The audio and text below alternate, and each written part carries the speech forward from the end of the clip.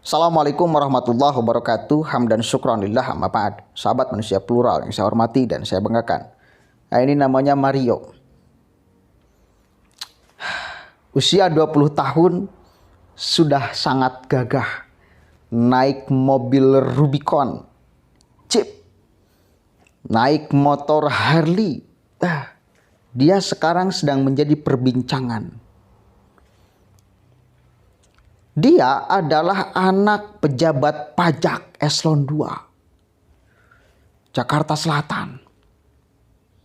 Gagah ya, keren ya.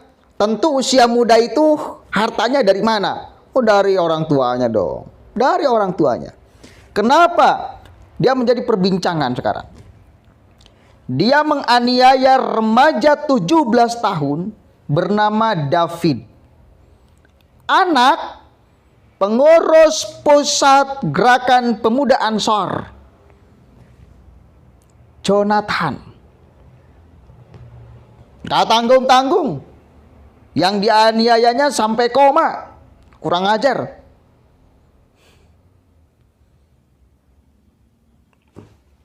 Ansor tidak tinggal diam. LBH Ansor tidak tinggal diam. Panglima Bansar tidak diam. Gus Yakut mulai angkat bicara. Dia menuliskan di Twitternya, anak kaderku berarti anakku. Catat ini. Ini bukan ringan loh. Penganiayaan sampai koma. Di muka, di hidung, di kepala. Kurang ajar.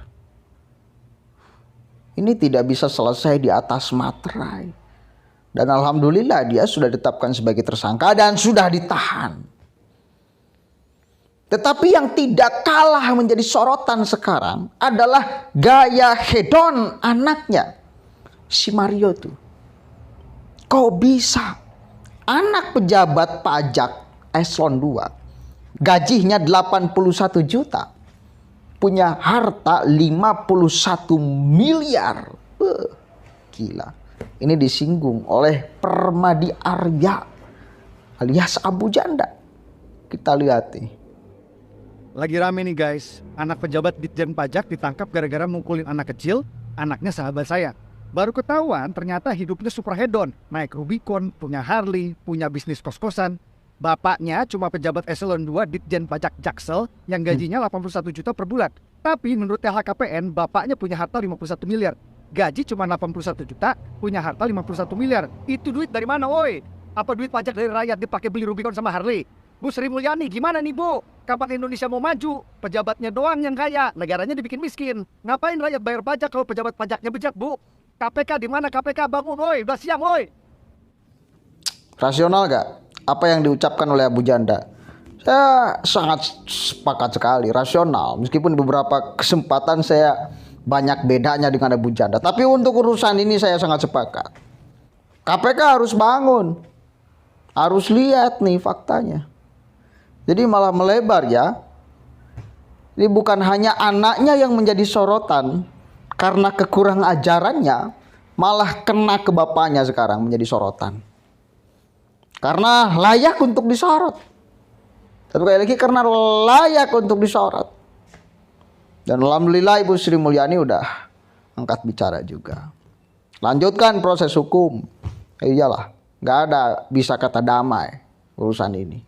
Kalau hanya saling membuli, ya segala macam, tidak kontak fisik, itu ya masih wajar. Tapi kalau sudah penganiayaan sampai korbannya itu koma, ini wah, ini nggak bisa dibiarkan, nggak bisa dimaafkan. Dimaafkan ya dimaafkan secara kekeluargaan, tapi secara proses hukum harus terus berlanjut. Apalagi belakangan diketahui Jeep yang dipakai oleh si Mario itu ya, itu tidak bayar pajak udah bertahun-tahun. Kan liar kita sebagai masyarakat. Dia bapaknya pejabat pajak. Ayo, pejabat pajak nih. Pejabat tinggi pajak. tetapi dia sendiri punya mobil nggak bayar pajak. Apa layak dia masih harus dipertahankan menjadi pegawai pajak? Kan aneh kita sebagai masyarakat. Oh, kok ada? Kan Anda selalu ngomong para pegawai pajak itu, pejabat pajak itu bayar pajak tepat waktu segala macam. Rakyat dituntut untuk bayar pajak, Anda pejabat pajak yang jelas punya harta miliaran, puluhan miliar, kok nggak bayar pajak? Kurang ajar. Ini saya kira harus jadi evaluasi juga bagi Ibu Sri Mulyani. Layakkah dia harus dipertahankan menjadi pejabat pajak? Nggak bayar pajak, bos. Pejabat pajak kebayar pajak apa enggak? Pening mata kepala kita. Dan itu lagi, KPK bangun. Ada orang kayak gini tuh. Wasilah anaknya menjadi membongkar keburukan ayahnya. Oh, jelas buruk gak buruk. Nggak bayar pajak, pejabat pajak kebayar pajak, buruk itu.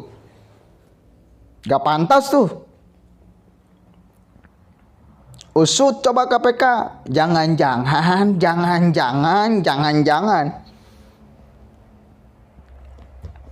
Yang diomongkan Abu Janda, masa iya gaji 81 juta.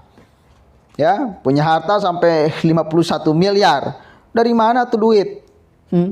Dari mana tuh duit? Jangan sampai uang kita itu dikorupsi oleh orang-orang yang tidak bertanggung jawab, kan pada akhirnya ke sana. Tapi rasional. Ya, rasional. Bisa nggak kemungkinan seperti itu? Oh, mungkin sekali. Mungkin sekali. Mereka kaya-kaya, kita yang bayar pajak, taat dan sebagainya, tetap aja biasa aja. Mereka yang sudah kaya tidak bayar pajak pula, kan kurang ajar. Pejabat pajak kaya pula tidak bayar pajak. Ini kekacauan namanya. Ini kekacauan ini. Ini kekacauan ini. Halo, Ibu Sri Mulyani, satu kali lagi. Mohon atensinya. Karena ini ideal, bukan karena si Mario menganiaya si David, itu jelas perkara hukum.